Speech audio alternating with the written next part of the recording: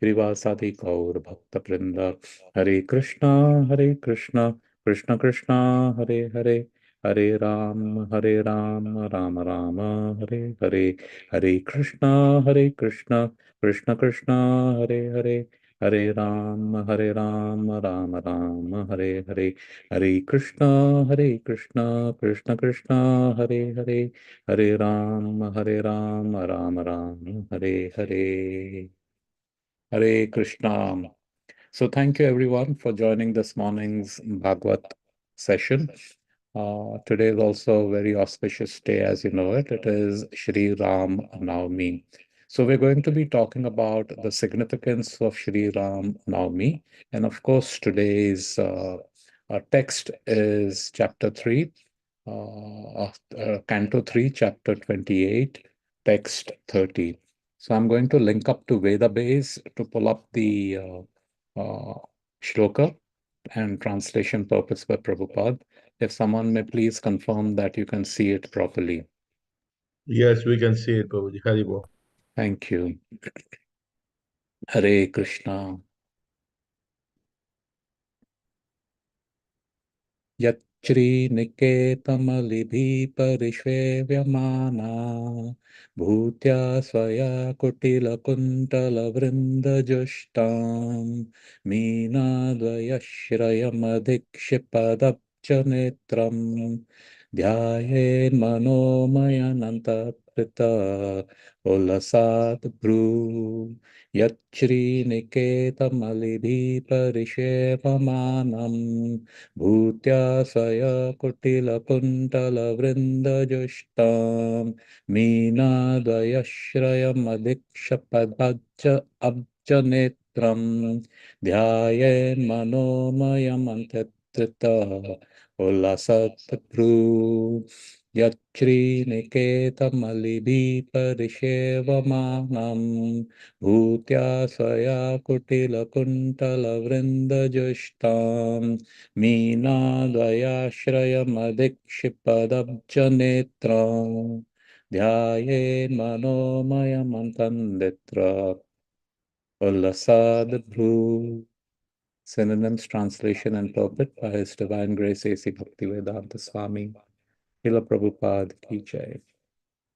Yat, which face of the Lord, Shri Niketam, a lotus, Alibi, by bees, Parishevamanam, surrounded, Bhutya, by elegance, Saya, its Kutila, curly, Kuntala, of hair, Brinda, by multitude, Jushtam, adorned, Meena, of fish, Dvaya, a pair, Ashrayam, dwelling, Adikshipat, putting to shame, Abja, a lotus, Netram, having eyes, Dhyayet, one should meditate on, Manaha, Manamayam, formed in the mind, Atandrita, attentive, Ullasat, dancing, Bhru, having eyeballs. Translation: the yogi then meditates upon the beautiful face of the Lord, which is adorned with curly hair and decorated by lotus-like eyes and dancing eyebrows. A lotus surrounded by swarming bees and a pair of swimming fish would be put to shame by its elegance. Purport. One important statement here is the Dhyayen Manomayam. Manomayam is not imaginations. Impersonalists think that the yogi can imagine any form he likes, but as stated here, the yogi must meditate upon the form of the Lord, which is experienced by the devotees. Devotees never imagine a form of the Lord. They are not satisfied by something imaginary. The Lord has different eternal forms. Each devotee likes a particular form and thus engages himself in the service of the Lord by worshipping that form. The Lord's form is depicted in different ways according to scriptures. As already discussed, there are 8 kinds of representations of the original form of the Lord. These representations can be produced by the use of clay, stone, wood, paint, sand, etc., depending upon the resources of the devotee. Manomayam is a carving of the form of the Lord within the mind. This is included as one of the eight different carvings of the form of the Lord. It is not imagination. Meditation on the actual form of the Lord may be manifested in different manners, but one should not conclude that one has to imagine a form. There are two comparisons in this verse. The first, the Lord's the Lord's face is compared to a lotus, and then his black hair is compared to the humming bees swarming around the lotus, and his two eyes are compared to two fish swimming above. A lotus flower on the water is very beautiful when it's surrounded by humming bees and fish. The Lord's face is self-sufficient and complete. His beauty defines defies the natural beauty of a lotus. Hare Krishna. So for today's class, uh, my main source has been Vani quotes.org. Oh, there's a typo, org it says. And several Vaishnavas who have contributed to this site, ISKCON.com. So there are two sections for today's class, the forms of the Lord, what it means, what's the correct understanding, and then what is the significance of today's most auspicious day, the appearance of Sri Rama. Hare Krishna. So here we are. Depictions of the forms of the Lord and lessons we learn. If you see the picture on your right hand side, you see Krishna's right at the zenith, right on top. And then there are these different forms of Bhagwan, yeah? And Bhagwan and empowered entities. We also see, interestingly, over here, there is Jesus Christ, and this is, I likely think it is Muhammad. So, Paigambar Muhammad is also, and Jesus Christ, their advent is also described in the Bhavishya Puran. And Srila Prabhupada said that Jesus Christ, we respect and revere him as a guru. He came here to spread the love of God according to time, place, circumstances. So similarly, Krishna's avatars, he who descends is called an avatar, and avatari is from whom they descend. So different time, place, circumstances he appears, and we'll see why he appears and then what these forms are. Hare Krishna. So here, first we have to understand Krishna's to Bhagavan Swayam. You know, everyone says God is one, especially in the Sanatan or the Hindu quote unquote faith. 33 crore Devi Devta, so who is actually God? So Bhagavatam says, Ete Chamsa Kalapams, Krishna's to Bhagavan Swayam. Bhagavan, the apex, that's who he is, Avatari.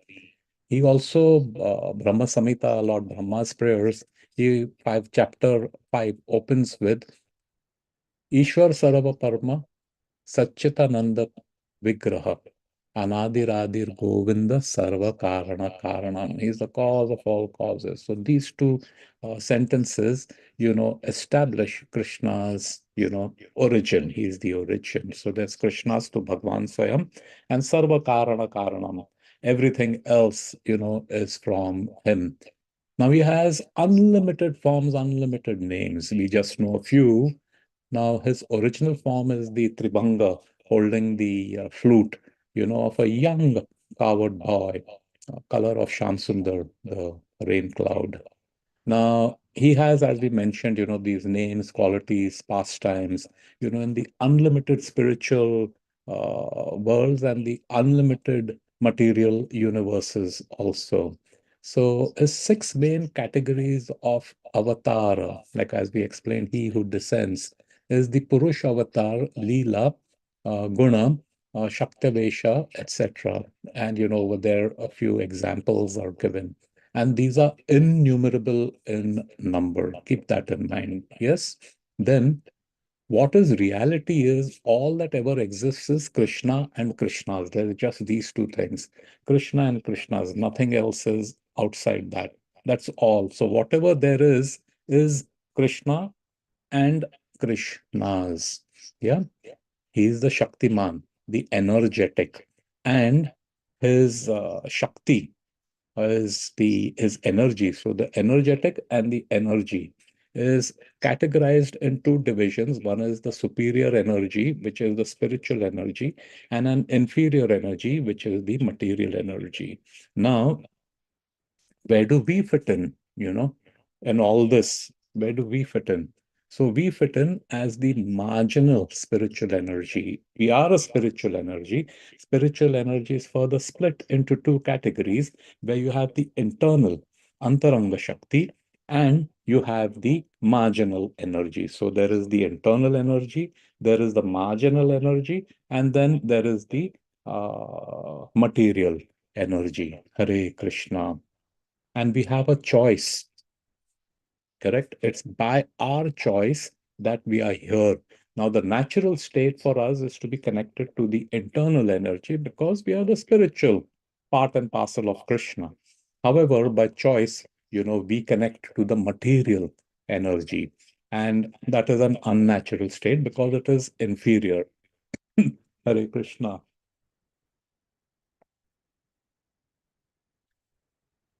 So, continuing this, different forms of Lord and what we can. So this is the background, is what we have to understand, and with that understanding, we'll be able to further understand these discussions.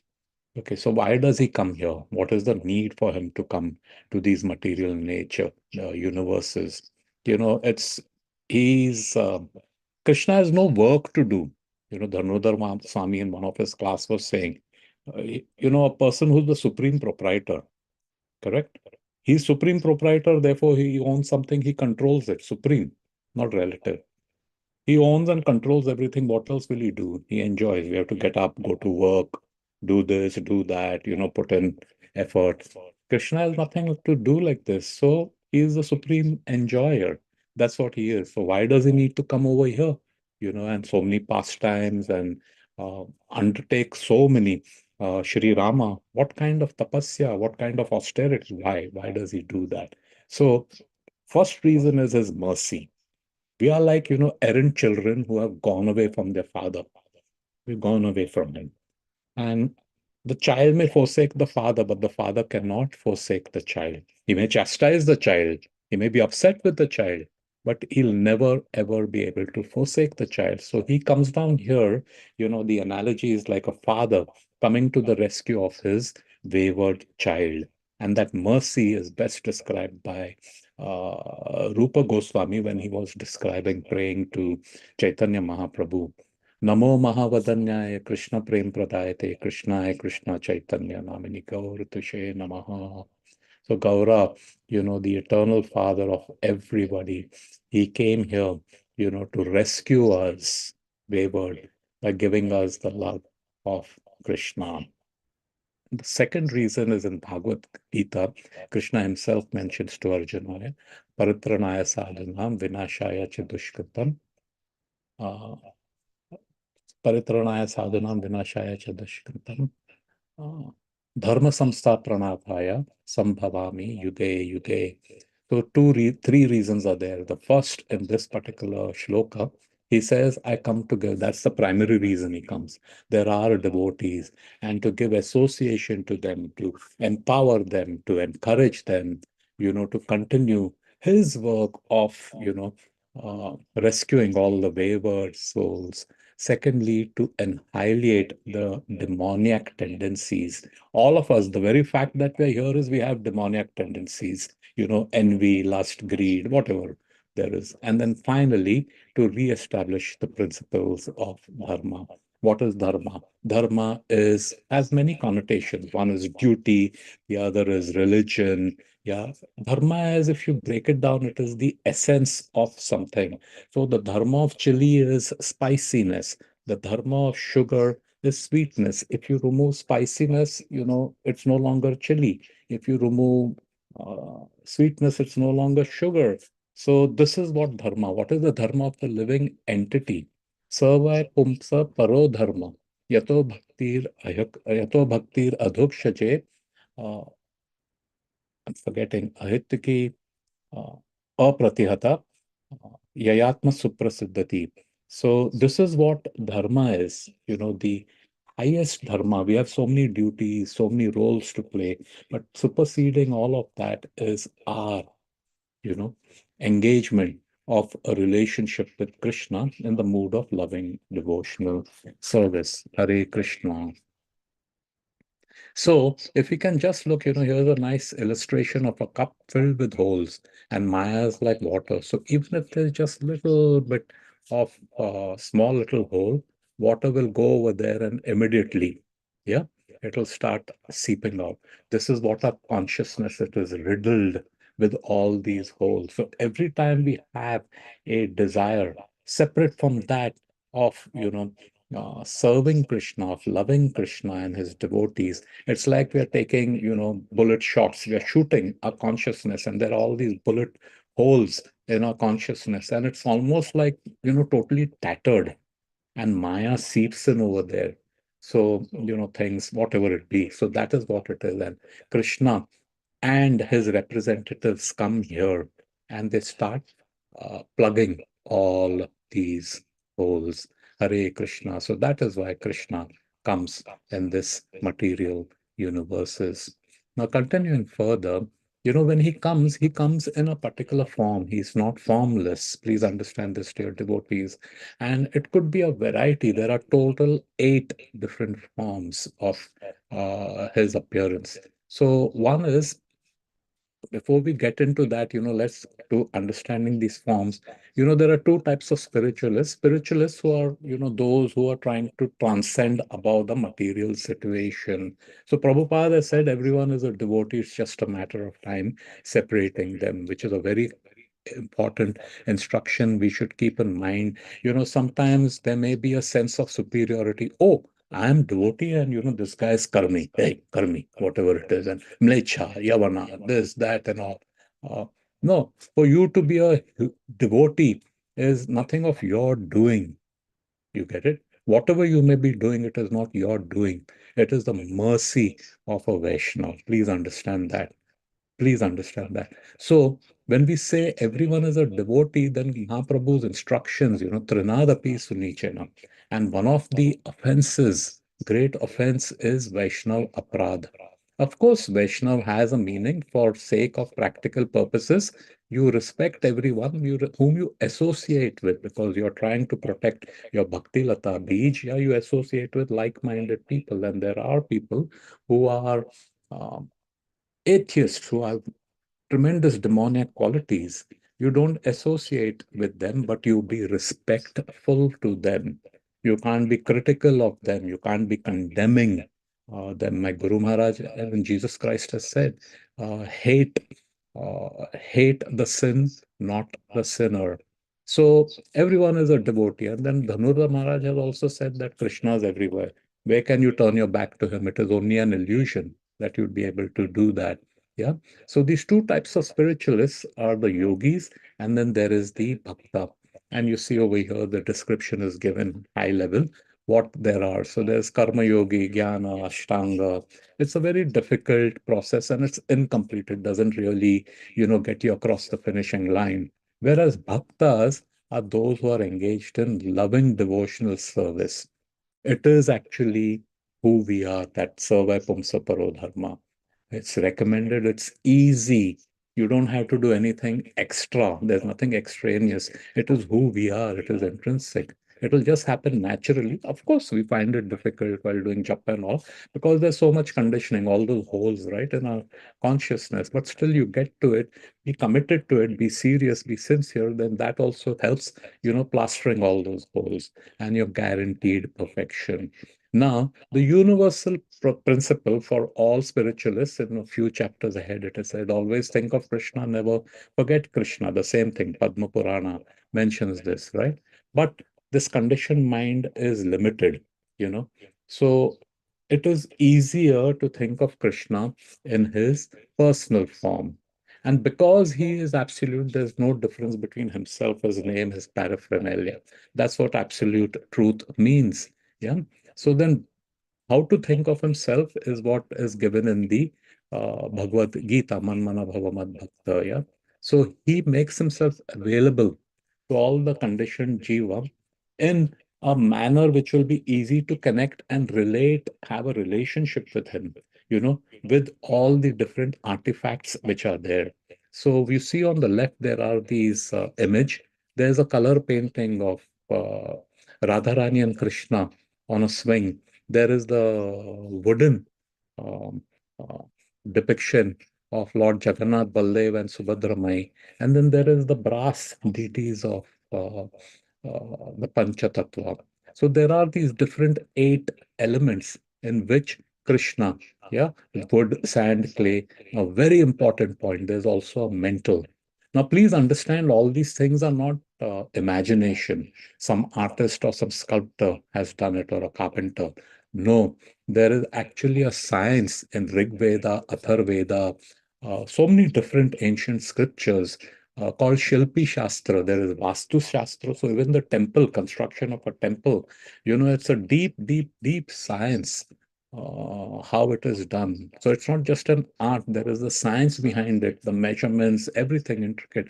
And that has come because everything, what is Veda? Veda is the words of Bhagwan himself, of Krishna. So it has been described. So Krishna has said, here I am, and then it has been coming down parampara in generations. So there is one in the mind. We can also think of a form of a Lord in our mind, but not anything that you can cook up. Yeah.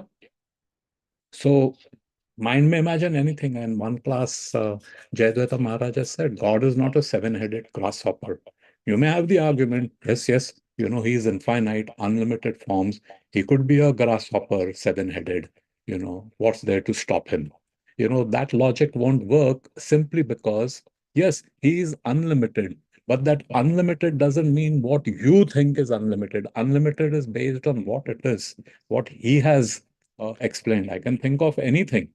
I may think of anything, right? I can even say God is a teapot which is circling around the entire universe, taking care of it.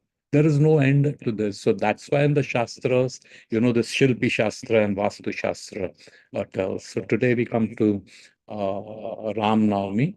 Siyavara Ramachandra ki Jai. Hare Krishna. What a beautiful. See, this is a recent sculpture in Ayodhya of Ram, Lalla. You could look hours and hours at this. Hare Krishna. So Ram Bhagwan, why he came in the Treta Yuga for these, again, same purpose, right? That is to associate with devotees, destroy the evil, and to re-establish the principles of dharma. That's why he appeared. Yeah. Then why do we have to celebrate festivals? Actually, Krishna consciousness every day is a festival. Brahma Samhita, it says, um, the final verse of I forget what's the text number. Shriya Kanta Kanta Parava Purusha Tarvo Kalpadrum. My memory short. But what it means is the translation, the essence is in the spiritual world, every word is a song and every gate is a dance. Yeah. So uh, Krishna consciousness is what? Um, it's a it's a consciousness which is the spiritual consciousness. So every day is a celebration. So why are we, today there will be programs in the temple. We do special things like fasting and celebrating uh, a festival. So here's the reason. It gives spiritual potency. His mercy is available to all of us all the time. But we have this choice and we say, no, no, no, I have something better to do. Yeah. So today it's all the more easier to access because it empowers us. So whatever little bit that we do, it'll have exponential benefit. So that's what these festival days are. Then there is reciprocation. He has done so much for us. So if we have, a little bit of um, gratitude, thankfulness in whatever, otherwise we feel entitled, we feel privileged, we are selfish. So if we have that, now here's where we can reciprocate. We can do a little bit more, to show that, hey, Bhagwan, tera lakh lakh shukar hai. And finally, you'll get these realizations. We may have all the theoretical knowledge in the world. We may be expert at quoting all the Shastras. We may know everything, left, right, up, down, whatever it is. We may be very, very erudite in how we are able to speak and convince others, but no realization, empty. Even a parrot could be taught to recite shlokas, etc. So when you actually do all these things, we actually get to know. So, one thought is that it's a weekday today, correct? And we have to go to work. By the time you get home, whatever, 6, 7 o'clock, and then again you have to come to the temple, or directly from work, you'll come to the temple. It's been a long day, hard day. So body is tired, mind is also kind of exhausted. But when we come on these weekdays, we're taking that extra effort. Okay. So celebrating on weekdays will get us through our weekdays. It's like, uh, what these kids have now, that 5 hour energy shot, something highly concentrated caffeine or something. And they take it and it does some chemical changes in the body and they feel more energetic. That's what is happening. The same way, if you look at it, is that these festivals, when you go there, you get this spiritual shock which happens. And whenever we are feeling down, because that's what the nature of the material world is, duality, up, down, up, down. It will get us through our weekdays when you get tempted, when you get these doubt, just think about the festival days and what it was. It will just kind of erase that. And sometimes festivals come on the weekends. So even there, it will get us through our weekends. We have so many, we have so many weaknesses, right? So this is what. So yes, please, humble request is, dear devotees, please do come. Ram Lalla came to our temple a few weeks ago. He came to our temple a few weeks ago. There were just a few, maybe 20, 30, 50 devotees. But, have that spirit that the temple should be overcrowded. There should be no parking in the parking lot on festival days. And most importantly, whatever service you can do, if you are available, Jai Prakash Prabhu is doing cooking. He's going to be almost the whole day in the temple today. Join him, even if it is for 5 minutes, 10 minutes, half an hour, whatever is your timing. Just have that intent. Krishna will make the arrangement. I'll end with Tir Swami Maharaj's quote. Um, when the desire to serve exceeds one's capacity, still you serve, you want to serve, right? That's when divine empowerment happens. So all it requires is just one little thought in our mind that, yes, I want to do something for Krishna and Krishna's devotees. Today is a great day. Let me take that first step towards him. Then sure, there are responsibilities. It doesn't mean you have to do one at the expense of the other. Nothing like that. It will get taken care of. He will find a way, he will show the way. And suppose there are, extenuating circumstances, we cannot, it's not possible. Do it in your mind like Manasik. You could worship Krishna in your mind. You could worship him in your mind. Yeah. So, dear devotees, it's 6:59, 1 minute. If anyone has a thought, comment, questions, we would be able to post it in Nityam Bhagavad Sevaya and address it over there. Hare Krishna.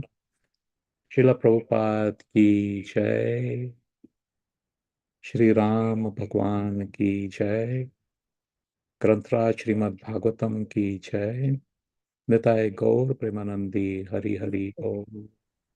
Over to you, Madhupati Prabhu. Thank you very much, Amritamba. We like to wish everybody a safe and Krishna conscious day ahead. Very auspicious day of the divine appearance of Lord Ramachandra. Said Madhav Tithi Bhakti Janani. So, this Tithi of the appearance day of the Supreme Lord it's like Madhav Tithi. So whatever bhakti he performed on those auspicious days, the benefits of that is multitudes of it. So take this wonderful opportunity We can serve in many different ways. Can come to the temple and serve in cooking or making garlands or cleaning the temple, on no means organizing it. No means we're going to remove the decorations from Kirtan Fest and no means be ready for Ram Navami. So, no, you can serve in that capacity. Even if you are at home, you can just chant the holy name. If you are at work, means, hear the kirtan whenever you get a chance, or hear the pastimes of the Supreme Lord. Yeah. So, wonderful auspicious days, fasting till sunset. We'll be having a program in the evening starting from 6 p.m. I believe 6 to 7 is kirtan.